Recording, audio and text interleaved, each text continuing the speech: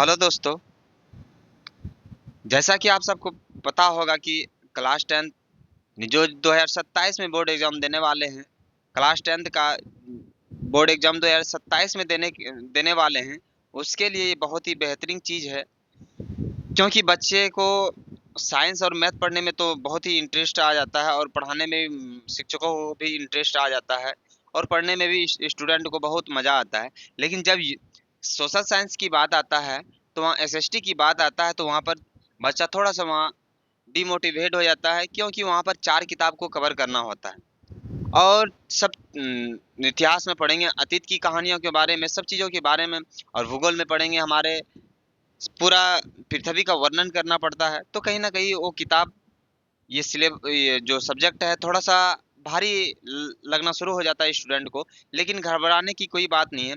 हम जितना भी चारों किताब का एकदम चैप्टर वाइज करके बहुत ही सरल शब्दों में, बहुत ही संक्षिप्त में उसको लेकर आए हैं, और इनसे आप बिहार बोर्ड हो या झारखंड बोर्ड हो, टॉपर भी बन सकते हैं। आप 100 में से 100 भी क्वेश्चन सही कर सकते हैं। हालांकि बिहार में और झारखंड कई 80 नंबर का होता है, तो मान लो कि अगर 100 का हुआ तो 100 नंबर यहाँ से आप आराम से उठा सकते हैं। तो टेंशन लेने की कोई बात नहीं है। मैंने जो मटेरियल तैयार किए हैं, मेरा वहाँ लोगो लगा रहेगा, मेरा फोटो लगा रहेगा, और मेरा कोचिंग का नाम लिखा रहेगा, और मेरा नंबर दिया रहेगा। अगर किसी को लगे कि नहीं वीडियो से समझ में नहीं आया, तो हम इसका पीडीएफ लेना चाहते हैं, तो एकदम पीडीएफ लेकर आप एकदम अच्छे तरह से तैयारी कर सकते हैं, पीडीएफ ले सकते हैं। हमारे कॉन्टैक्ट नंबर पे कॉल कीजिए और आराम से आप पीडीएफ हासिल कर सकते हैं। पहला जो चैप्टर लेकर आए हैं हिस्ट्री का, बहुत ही मज़ेदार चैप्टर है। बहुत ही सरल शब्दों में लिखा गया है, यूरोप में राष्ट्रवाद। चैप्टर का ही नाम है यूरोप में राष्ट्रवाद। पहले जानते हैं यूरोप। यूरोप एक महादेश है। क्या है? ये एक महादेश है। जिस तरह एशिया में हम सब रहते हैं, तो एशिया हमारा एशिया भी क्या हो गया, हमारा महादेश है। तो उसी तरह यूरोप भी एक महादेश है।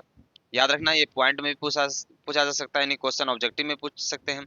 यूरोप महादेश में इटली, जर्मनी, ऑस्ट्रेलिया, पर्सा, रूस, ब्रिटेन, यूनान, पोलैंड, बोहेमिया आदि देश आते हैं। अब पहला आता है, फिर आया राष्ट्रवाद।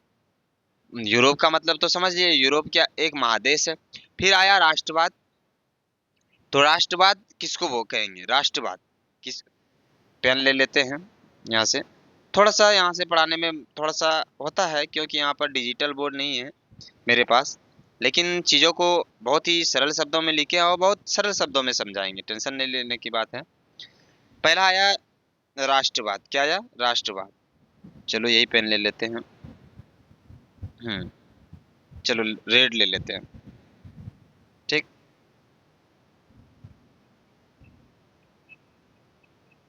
चलो ये रेड ले लेते हैं। तो राष्ट्रवाद क्या आया? राष्ट्रवाद। ये राष्ट्रवाद होता क्या है, इस क्वेश्चन कई बार पूछा है, चाहे वो बिहार बोर्ड हो या झारखंड बोर्ड हो। राष्ट्रवाद, राष्ट्र राष्ट्र के प्रति प्रेम, यानी अपने राष्ट्र के प्रति प्रेम, प्यार, यानी राष्ट्र के प्रति प्रेम की भावना को राष्ट्रवाद कहते हैं। तो याद रहेंगे, कितना सरल शब्दों में, कितना संक्षिप्त में लिखे। राष्ट्र के प्रति प्रेम की भावना को राष्ट्रवाद कहते हैं। कितना आसान है ना। चलो इसके आगे और थोड़ा इसके बारे में जानते हैं।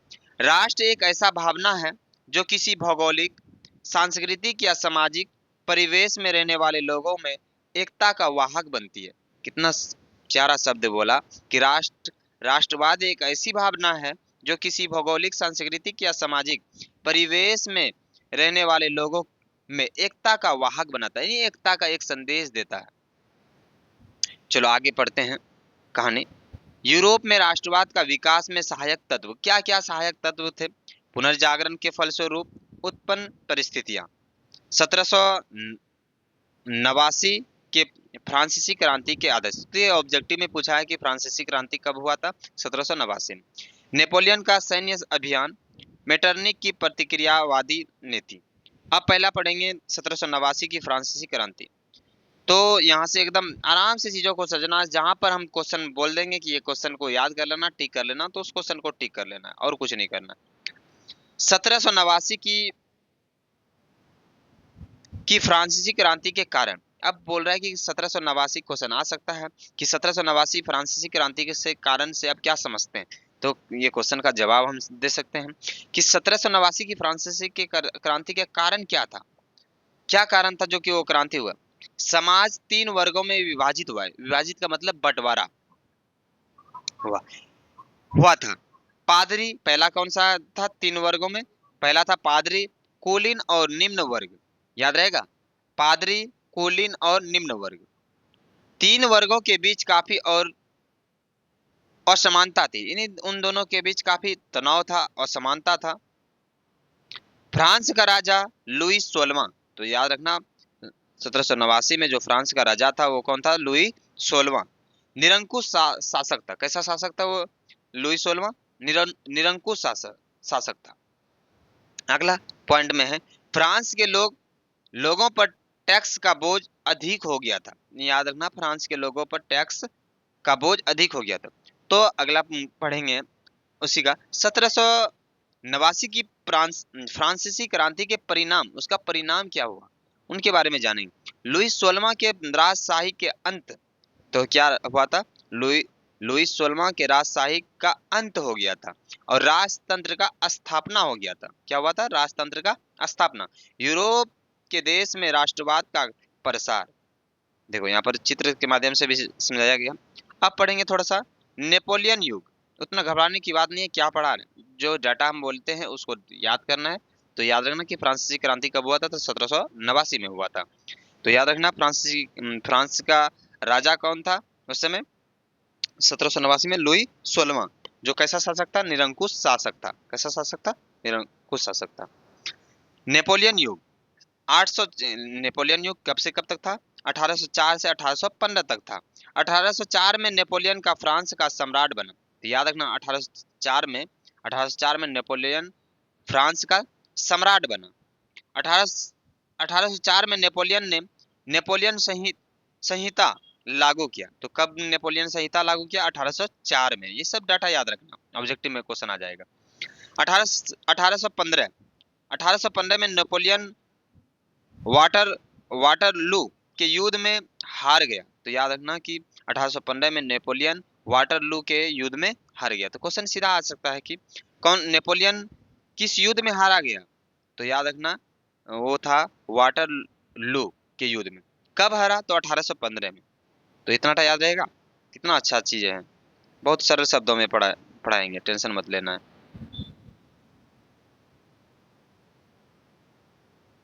चलो अब आगे देखते हैं।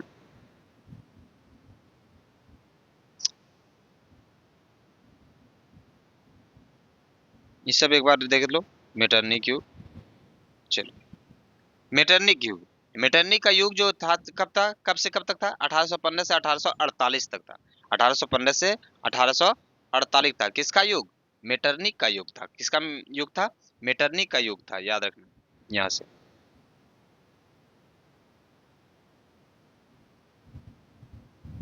यूरोप की विजय शक्तियां नेपोलियन के पतन के बाद, यानी जब नेपोलियन का पतन हुआ तो यूरोप की विजय शक्तियां नेपोलियन के पतन के बाद 1815 में ऑस्ट्रेलिया की राजधानी वियना में एक, तो याद रखना ऑस्ट्रेलिया की राजधानी वियना में एक सम्मेलन बुलाया। क्या किया? एक मीटिंग किया जिसे वियना सम्मेलन के नाम दिया। उसी मीटिंग को बुलाया जो था, तो उसी मीटिंग को क्या दिया? वियना सम्मेलन के नाम दिया। तो याद रखना कब दिया था? 1815 में। सम, सम्मेलन का नाम से जाना जाता है। वियना सम्मेलन की अध्यक्षता किसने किया? वियना सम्मेलन का अध्यक्षता याद रखना किसने किया? ऑस्ट्रेलिया के चांसलर मेटरनिक ने। यह क्वेश्चन ऑब्जेक्टिव में भी पूछा गया है कि वियना सम्मेलन का अध्यक्षता किसने किया? तो ऑस्ट्रेलिया के चांसलर मेटरनिक ने किया। किसने किया? मेटरनिक ने किया। मेटरनिक प्रतिक्रियावादी शासक था जिसका उद्देश्य था, क्या उद्देश्य था? गणतंत्र का गणतंत्र गणतंत्र का विरोध करना। किसका? गणतंत्र का विरोध करना और राजतंत्र का पुनः पुनः स्थापना करना। ये उसका किस मेटरनिक का क्रियावादी था, उद्देश्य था उसका। वियना कांग्रेस की उपलब्धियां। अब बोला कि कांग्रेस की उपलब्धियां, नहीं वियना कांग्रेस की उपलब्धि। इटली पर अपना प्रभाव स्थापित रखने के लिए मेटरनिक ने उसे कई राज्यों में विभाजित कर दिया। सिसिली और नेपल्स के प्रदेश बुर्बो वंश के सम्राट फर्डिनेंड को दे दिया गया। रोम और उसके आसपास के राज्य पोप को सौंप दिया। लंबोडी और वेनासिया पर ऑस्ट्रेलिया की प्रभुता कायम हुई। तो ये सब कहानी याद रखना, उतना चीजें यहाँ से इम्पोर्टेंट नहीं है। जर्मनी में 49 रियासत का संघ कायम रहा, जिस पर ऑस्ट्रेलिया का अधिकार स्थापित किया गया। अब यहाँ से 1830 की कहानी पढ़ेंगे। 1830 यहाँ पर, कहाँ पर, यहाँ पर 1830 के फ्रांसीसी क्रांति के कारण मेटरनी की प्रतिक्रियावादी नीति, उसकी क्रांति का कारण क्या था? चार्ल्स 10 का निरंकुश शासन, चार्ल्स 10 यानी 10 का द्वारा जनतंत्रवादी भावना, उदारवादी द्वारा अभिजात वर्ग व्यवस्था का विरोध, ये सब उसका कारण था। 1830 के फ्रांसीसी क्रांति के परिणाम। अब बोला कि 1830 में जो क्रांति हुआ उसका क्या परिणाम हुआ फ्रांसीसी क्रांति में। 1830 का फ्रांसीसी क्रांति, ये 1789 की बात नहीं कर रहा। चार्ल्स 10 का फ्रांस की गद्दी को त्याग कर इंग्लैंड पलायन कर दिया गया।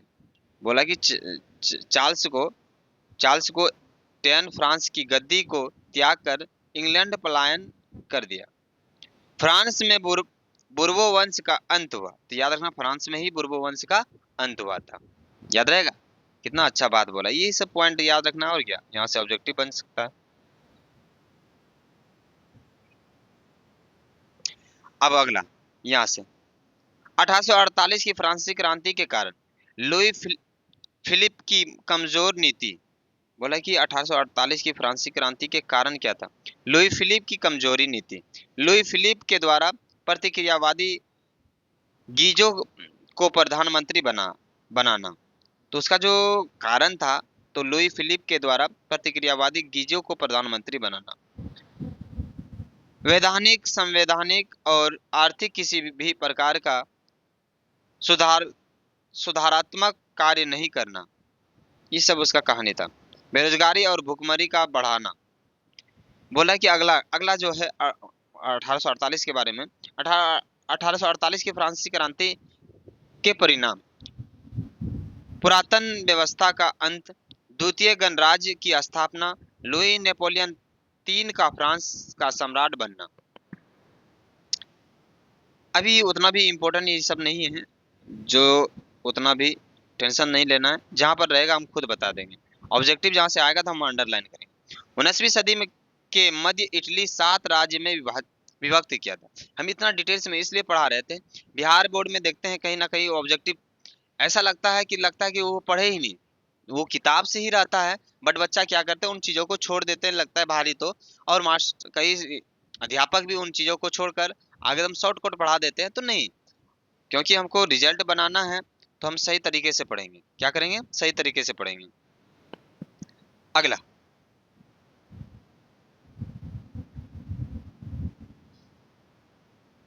19वीं सदी के मध्य इटली 7 राज्यों में विभक्त था। याद रखना, 19वीं सदी के मध्य यानी बीच इटली 7 राज्यों में विभक्त था। कितने राज्यों में विभक्त था? सोबोई सार्डेनिया राजा, इसका कौन था राजा? सार्डेनिया। लंबोडी, वेनासिया, ऑस्ट्रेलिया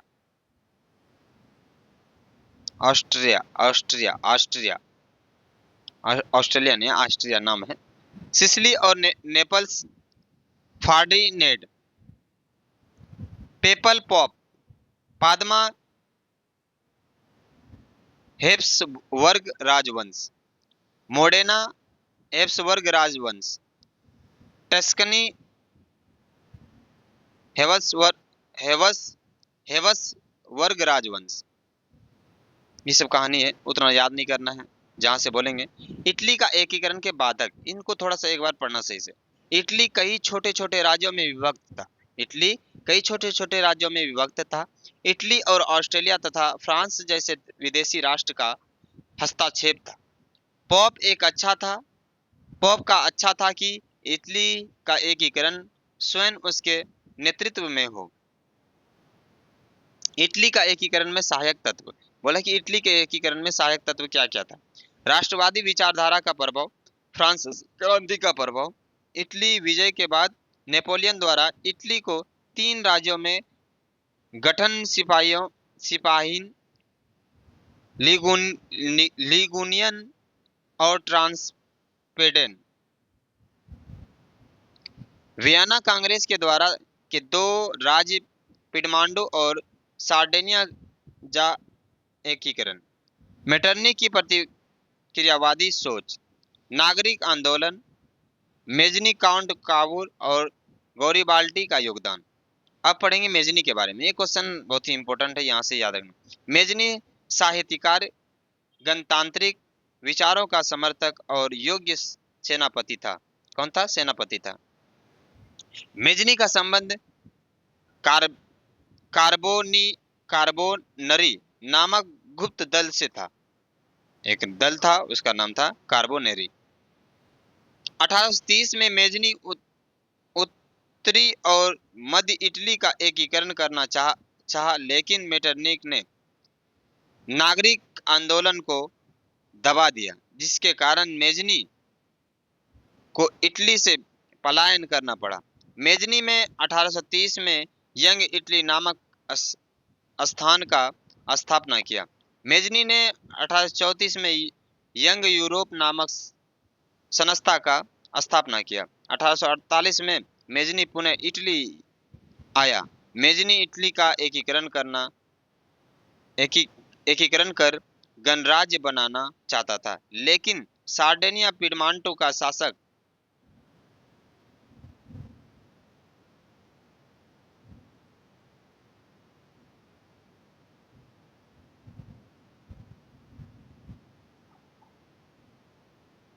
दक्षिणी इटली के, ये कहाँ से कौन नहीं आ जाएगा, चार्ल्स एल्बर्ट अपने नेतृत्व में सभी प्रांतों का विलय करना चाहता था।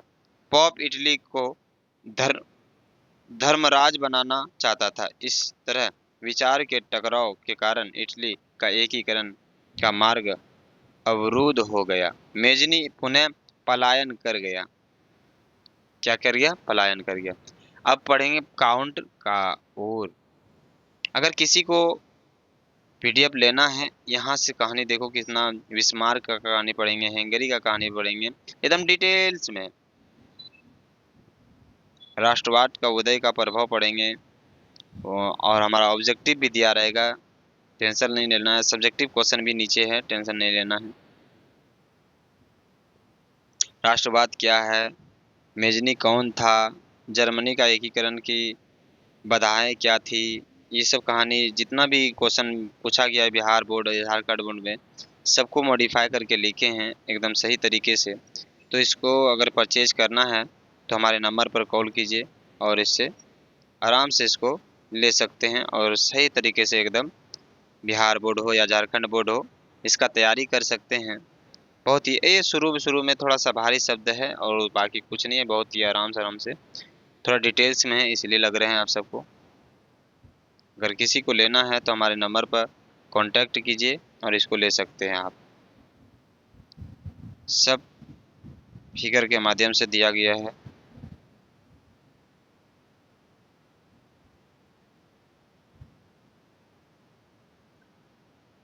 आज यहीं तक रहने देते हैं।